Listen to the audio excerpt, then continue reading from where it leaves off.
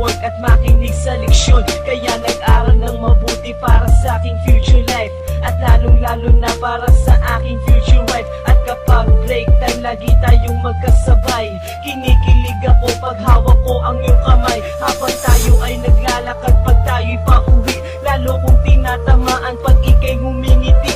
Ang lahat ng pighati, ikaw ang nagtatanggal. Dahil sa iyo kaya pasado sa periodical. Buhay ko ay nag-iba, binigyan mo ng sigla. Tumaas na din ang grades ko sa matematika.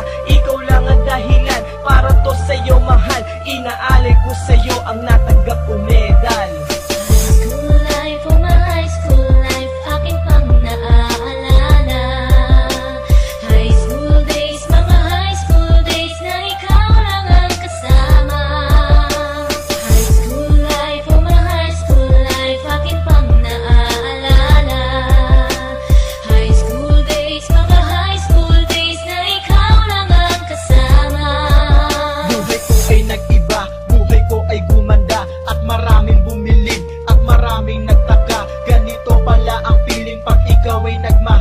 Araw-araw at gabi-gabi akong nagdarasal na sana'y ikaw na nga ang inilaan sa akin. Makasama ko sa buhay para aking mahalin. Nang ako yung sagutin, muntikan na akong madrop. Pero dahil sa iyo, naabot ko pa ang ulap. Ngunit ang kapalit, bakit ka bigla nagbago? Lagi kang tulala at parang lagi kang kabado. Hindi ka pumapasok, saan ka nagpupunta? Bumababa na mga grado mo, ano ba ang problema? Nakausapin ka, bigla ka napaiyak. Mabigat ang iyong dala-dala at yan ang natiyak. Nang ikaw ay tinanong, hindi mo ko sinagot. Tumakbo ka pa, alis na para bang ikay takot. Bakit?